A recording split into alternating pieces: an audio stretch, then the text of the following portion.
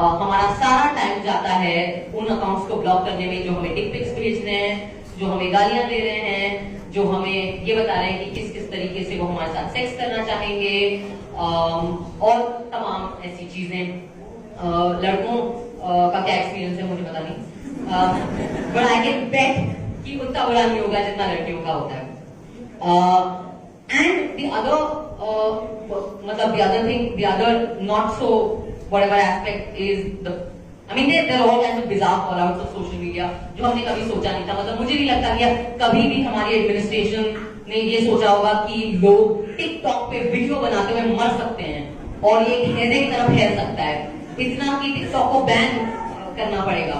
So I think that in some sense nobody was actually prepared for the manner in which social media would, what form it would take and what kind of social interactions it would generate. I think that I don't think that I am alone in the kind of trolling that I receive, but my experience I think is an interesting case study. Firstly, I came onto social media because my PR forced me to, and of course उसके बाद वो बेचारे बड़ा रोए because उन्हें खुद नहीं पता था कि उन्होंने क्या अनलीश कर दिया है। उन्हें लगा था कि मैं ऐसे डिजाइनर कपड़े पहन के उसकी फोटोज डालूंगी ट्विटर पे, लेकिन ट्विटर पे तो कुछ और ही छिड़ गया। थैंक्स टू JNU स्टूडेंट्स, आप लोगों ने मेरे करियर को कितना बर्बाद किया है, उस पे मैं एक अलग सेशन रखना चाहूंगी। कितने रोल मैंने खोए हैं, कितने अवार्ड मुझे नहीं मिले, कितने ब्रांड्स ने रिजेक्ट किया है मुझे। But anyway, I think that my experience has made me realize that social media का जो potential था, जो positive potential था, जो एक progressive uplifting potential था, वो कैसे hijack हो गया existent जो dominant already entrenched structures of power हैं उनसे। What are dick pics? What are those marhen ki galis that you get? What is that ISIS morphing photograph that happens to you? What is that daily experience that happens to all of us? It is nothing but a patriarchal mindset and a misogynistic attitude learning how to use social media. That's all it is, right? What is the shutdown JNU campaign? What is the trolling of and the targeting of particular students in JNU, and now we're seeing it as recently as Shera, because I think yesterday or day before yesterday Shera had a Twitter controversy. What is that? That is nothing but the existent groups in power and the chintus of the government learning how to use social media to further their own agenda. Similarly, what is the whole fake news factory, which focuses on particular communities and particular groups of people? I would use the Muslim community as an example. I don't think that there is any other community that has had to receive the same kind of fake news manufacturing attack on themselves as the Muslim community has in India in the last 6 years. What is that? That is nothing but the forces of Hindutva learning how to use social media to further their own plan and program, and very successfully so. And of course the examples go on. Well, all smart people who cleared the JNU entrance exam, so you know where I'm getting at. I think that what we should spend some time thinking about is how the structures of power use and hijack social media. And the nexus is not just your random, desperate, perverted, sexually frustrated trolls. The nexus, those are actually the least dangerous kind of trolls. The fact is that we are now in a situation where trolling and internet hate is an economy. political economy. There are agencies that are hired they actually hire people. So in some sense, it's a form of employment. I don't know if they get paid minimum wages or not, but it has become a business, right? It's become a business where you can receive a contract to troll a person, a personality, an institution, Swara Bhashkar. And there is a plan. There is a budget for it. कि इतने पैसे में इतने दिन की trolling होगी. There are hashtags that are pre-decided, pre-approved. So there is actually a client-agency relationship, even for something like trolling. That is how organized it is. The kind, and it's again, some, I'm sure lots of you here are students of history and sociology and the liberal arts. It's really interesting to look at how this is shaping our society. Social media now has the power to turn people into celebrities. It also has the power to turn people into criminals. That is what happened with the JNU students in 2016. Step out of this campus, no one believes that they were just students. Everyone believes that they were criminals at the least, terrorists at the worst. Right? A large part of that has to do with how the BJP government and the likes of Arnab Goswami were able to push that agenda on social media. Social media can also be used to punish people. Let me.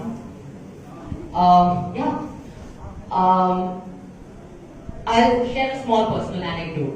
We were shooting for Tarifan, which was a promo song in one of the films that I had done, Veere Di Wedding.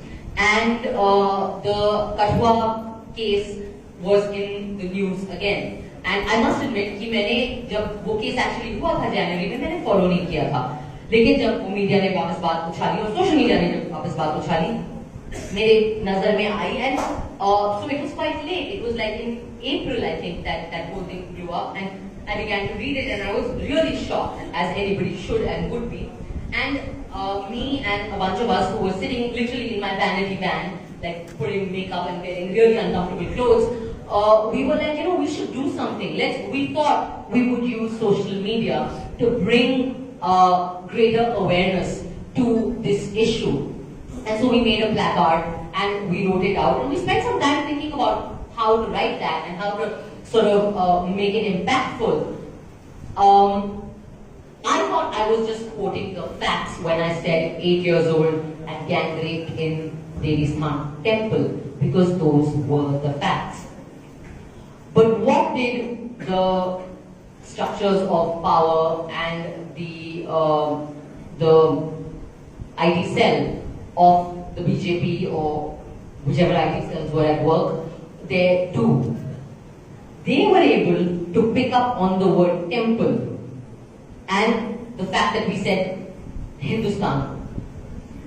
We thought that we were using the more familiar term, the term that ज़्यादा लोगों को समझ में आएगी या ज़्यादा लोग उससे relate कर पाएंगे. But they were able to pick up Hindustan and the word temple and spin that whole campaign as us being anti-Hindu. I've never lived that down. Today, I am now tagged on every real and imaginary crime that Muslims commit, and every single day there is at least 5 crores with these imagined crimes or real crimes. I don't know, it's not possible to keep track, it's not my job to keep track, asking me where is my placard. I'm not saying this to ask you to feel sorry for me. No, that's not the idea. I just want to share how social media was used. 2 days after that campaign, they realized that I had a film releasing. I was not the only person who had held that placard. All the actresses in my film were were also people who held the placard. But I must have been the right combination. I held the placard. I was famous enough, but not as famous as Kareena Kapoor, who actually has a legit fan army that would challenge any of that kind of trolling. And I was from JNU. So thanks. It was a good combination. 2 days later, the IT cell and its blue-ticked hate brigade on Twitter started a tweet that said, let's punish her economically, or let's target her economically. And they began to target a tweet, or like a paid engagement that I had with Amazon, where I was tweeting as a celebrity influencer on behalf of Amazon. They didn't start a boycott Swara Bhashkar campaign. They started a boycott Amazon campaign. It was successful. Amazon deleted its tweet. It deleted its tweet like I think within the first 3 hours. ज़्यादा time नहीं लगा Amazon को, ज़्यादा कुछ नहीं करना पड़ा actually. कुछ मुझे नहीं लगता कुछ 200 से ज़्यादा वो IT सेल पेड ट्रोल्स ने ट्वीट भी किया होगा. Then they started boycott V-Lady wedding camp. It is really interesting, but also really sinister to see at how many levels and in how many ways the structures of power have learned to use social media to pressure opinion, lived reality, the potential of earning a livelihood for people, and how they have been able to manufacture consent. Look at how, just pick up any of the major, what can you think of as one of the last big things that have come onto, that have been on Twitter? What's coming to your mind in terms of what the government and its agencies have done or used social media for? Kashmir is with Modi, and that's the latest. That's the most obvious. What else can you think of? Kashmir is with Modi is a good example, but there's so many of them. Pulwama, Balakot, the kind of memes that were coming out. You're talking about a situation now where the biggest, the government of the largest democracy of the world, the richest party in India and perhaps on the planet. There are studies that suggest that that BJP is the richest party on the planet. We're in a situation where in some sense, the most powerful group of people in this country have learned how to manufacture consent, opinion, and push agenda through social media. And in some sense, I'm not saying that they know, I'm not saying that they've cracked it and there's a plan and it's a conspiracy, no. I'm just saying that if social media is a game, as it is, and we're all playing it, then it's interesting to study how the powerful have been able to collect all their resources and actually be able to sort of, use that resource, which was meant to be an equalizer, to actually create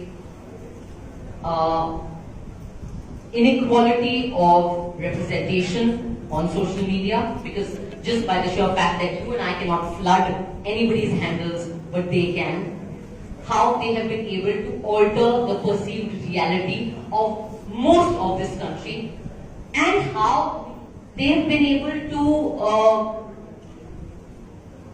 tell lies and get away with it. Social media has become the biggest tool in the converting lies into truth factory. जिसके owner हम अर्नब गोस्वामी हैं, but whatever, बहुत सारे और लोग भी हैं. So it is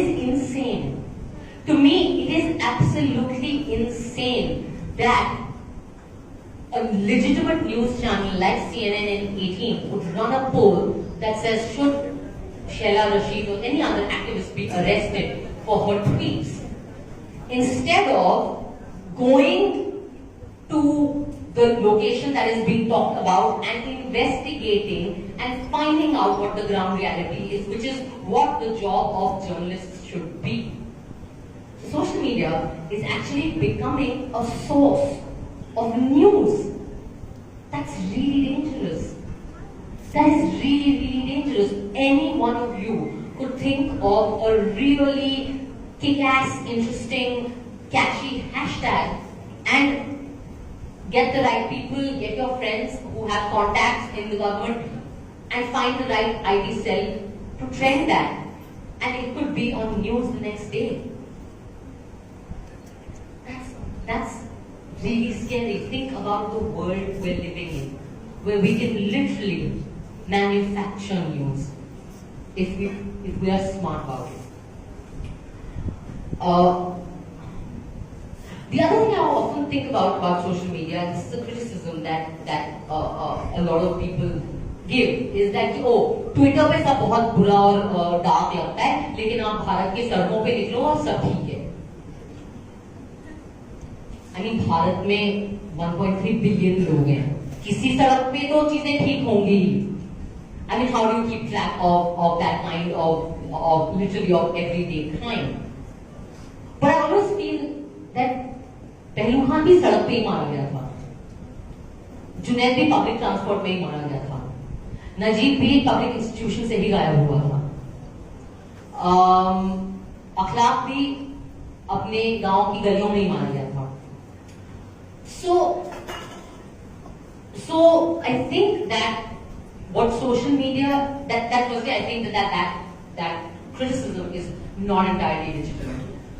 But I do feel that threw up an interesting question in my mind, which was that there is another way that social media is being used to actually distract us, which is that because now we are all connected to everything that's happening in the world. We have access to what Trump said, we have access to what happened in Austria, in Germany, anywhere in the world, in Africa, and literally, like, basically Twitter is the world's newspaper that all of us can read every morning, right? Which means that all of us are also reacting every morning, right? All of us do it. We like the things that resonate with us, we retweet the things we want to share or want to talk about, we troll the things that we don't like, whatever. So it's keeping us in a state of constant reaction, right? But a reaction on your phone, sitting in your hostel room or your classroom or in your vanity or whatever, is just that. It is just a reaction. For us to be able to change, to use the information that we have got on social media and to change it, or to use that information and to actually be able to do something to pick up that cause, that issue, that happening, and to make a change, we will have to put the phone down.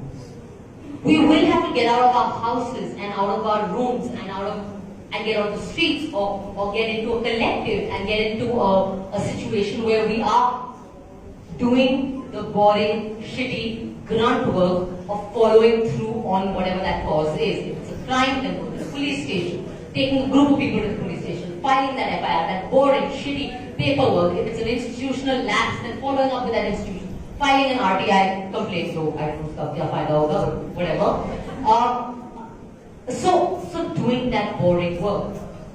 But that constant reaction is actually making us forget. It is lulling us into a state where we feel that we are active, that we are engaged, that we are involved. But actually we're not. We're just virtual. And I think that that's also something to think about. It's something for us to think about as students of society. It's something for us to think about as citizens of the world. The last thing that I really want to end with is a less unpleasant sort of experience, which is that firstly, अगर मेरे यहाँ कोई भी troll है तो निकल जाओ यहाँ से. और अगर वो अभी तक खुद नहीं निकली हो तो बहुत शर्म आनी चाहिए, तो मैं बड़े shameless लोग हो.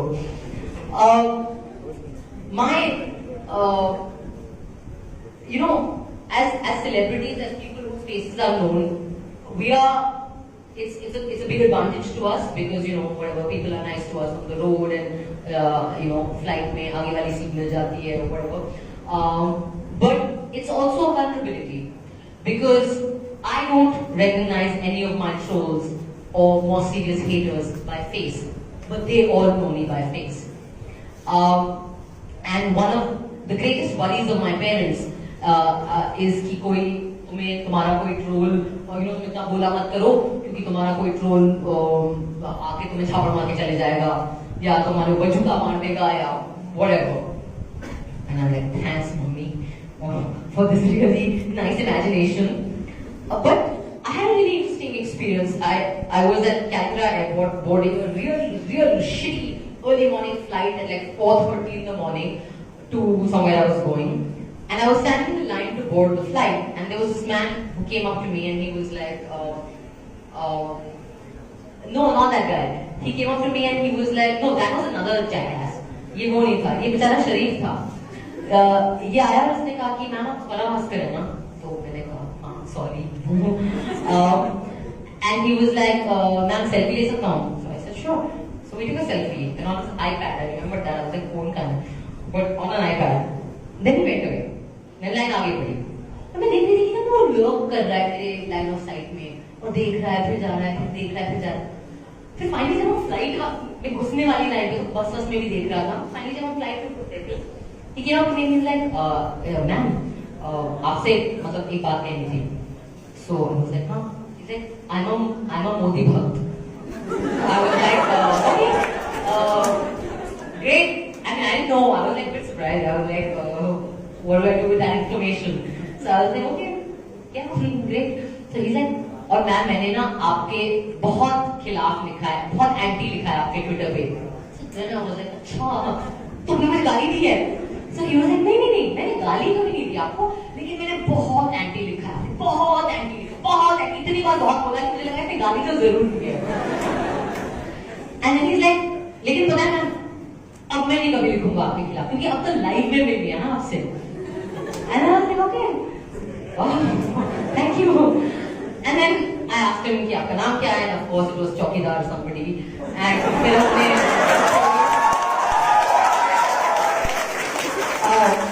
फिर हमने थोड़ी ऐसी स्मॉल टॉक करी. उसने कहा कि मैं झारखंड से हूँ, मैं हैदराबाद में काम करता हूँ, ऐसा वैसा, इलेक्शन का टाइम था, whatever. But I kept thinking about that, and I kept thinking that like that's really. It made me feel nice. It made me feel like human interaction, face to face, is complex enough. It is nuanced enough. That in the moment when you meet someone in their human form, live in front of you, in all their breath and blood and sweat, you do find the humanity inside yourself to be just basically decent and civil. And this is something we should hold on to in all our interactions on social media. Even when we want to, even when we're criticizing a bhakt, or even when we are trolling the bhakts or the right wing or whoever it is that we are trolling, that it is very easy to become a troll yourself, like Nitesh ji said. It's kind of dehumanization. It's a dehumanization that works for the structures of power. They are able to succeed by creating that kind of hysteria, those kind of memes, that kind of paranoia, that kind of panic, that some two jackasses from some small city would come all the way to Constitution Club to take a shot at Omar. Or some other jackass would see Kanhaiya in a flight and want to slap him. That is dehumanization and brutalization of regular civil society. It is the normalization of mob justice, of mob mentality, that social media at its worst has been able to achieve. And I think that we really should start talking about and thinking about how to preserve ourselves